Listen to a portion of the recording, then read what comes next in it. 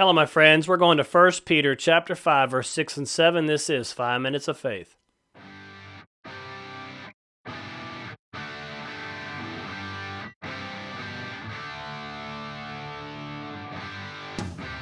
First Peter chapter 5, verse 6 and 7. I'm talking about not being in worry, not having anxiety, but not being in fear or dread of the future or even what your circumstances are. Jesus tells us in Matthew chapter 6, do not worry about your life.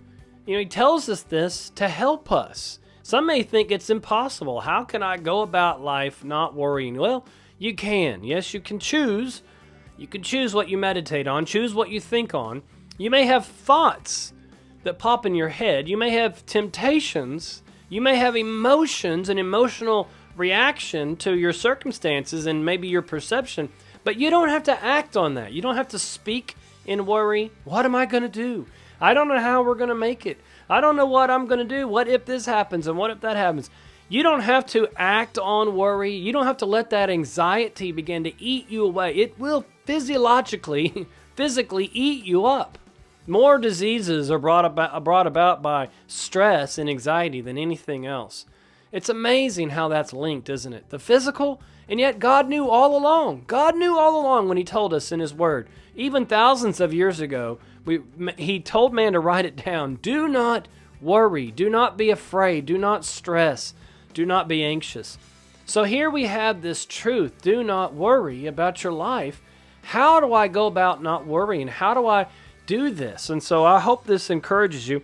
In 1 Peter 5, 6 through 7, it says here, humble yourselves under the mighty hand of God, that He may exalt you in due time, casting all your care upon Him, for He cares for you. How do you humble yourself under the mighty hand of God? Well, you humble yourself by casting all your care upon Him. That's how you humble yourself. You humble yourself by saying, God, I put my life into your hands. Everything that I would need, everything that I want, all of my care, I cast it onto you, trusting that you will also now return and care for me. You'll provide all my need. You'll do everything that I need done. You are my all in all. You are my strength when I'm weak. You are my riches when I'm poor. You're everything. You're my salvation when I'm lost. Amen? And this is what it means to humble yourself. Did you know that it's literally impossible for faith and fear to exist in the same plane? You're either in faith or you're in fear. Now, I don't mean to say that you may not have, again, feelings or temptations of fear, but are you going to act on your fear? Are you going to act on those temptations? Or are you going to act on faith? You choose. You decide. If you're going to be in faith or in fear. If we're going to have faith, we're going to trust in God, then we're going to need to do something. We're going to need to cast our care upon Him. Do you know that it's prideful for me to try to take it on my own self, to provide for myself, and to worry? That's where it comes from. Worry, anxiety, it comes from pride. That means I'm self-centered, self-seeking, seeking myself first, when Jesus told us to seek Him and His kingdom first. Let's now go to Matthew chapter 13, verse 22. It says, now he who receives seed among the thorns is he who hears the word, and watch this, the cares of this world and the deceitfulness of riches choke the word, and it becomes unfruitful. The cares of this world, the stress and anxiety that come with me trying to take care of myself with the things of this earth, this natural life, it will choke the word in my life. In Philippians chapter 4, verse 19, it says, my God shall supply all your need according to His riches in glory. Now imagine how much that is. How much is His riches in glory? It's a whole lot more than you and I could ever attain to on this earth. And that is the resource God uses to provide for us. Why should we ever worry? Why should we ever fret?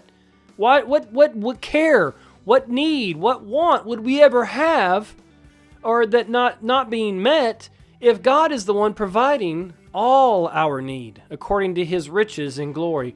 This right here, again, is a choice we have. Are you going to walk by faith, or are you going to walk by sight?